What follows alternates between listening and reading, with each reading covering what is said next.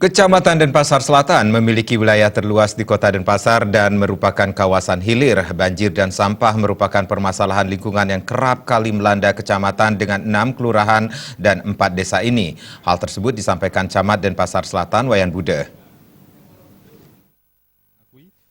Ditambahkan Kecamatan Denpasar Selatan memiliki keunikan yakni wilayahnya terdiri dari pesisir, pulau dan merupakan kawasan hilir sehingga banyak mengalami permasalahan kewilayahan dan lingkungan seperti banjir dan sampah.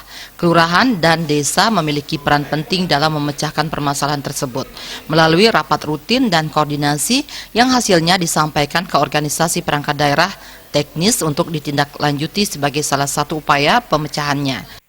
Tentu di samping tanggung jawab kita bersama, OPD teknis, kecamatan, kelurahan, desa, tentu poin pentingnya juga ada di masyarakat.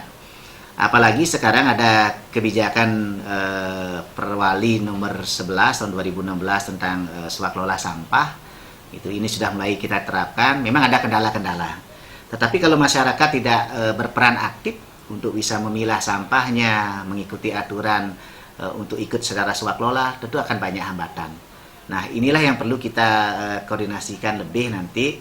OPD teknis juga punya peran, kita di kecamatan sebagai fungsi koordinasi, kelurahan sebagai pelaksana, dan lingkungan sebagai yang terdekat dengan masyarakat, lebih instan lagi sosialisasinya sehingga masyarakat mau mengikuti.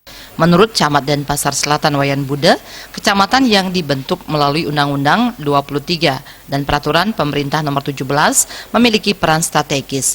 Selain sebagai fungsi kewilayahan, juga sebagai fungsi pelayanan publik dan pemberdayaan masyarakat. Sehingga fungsi koordinasi di kecamatan antara camat dan ramil dan kapolsek serta instansi vertikal lainnya telah berjalan baik di Kecamatan Denpasar Selatan. Di samping itu, komunikasi telah memanfaatkan IT yang ada. Mengatasi permasalahan sampah dan banjir merupakan tanggung jawab bersama dengan memilah sampah dan mengikuti swaklola sampah. Sufiatna, Bali TV.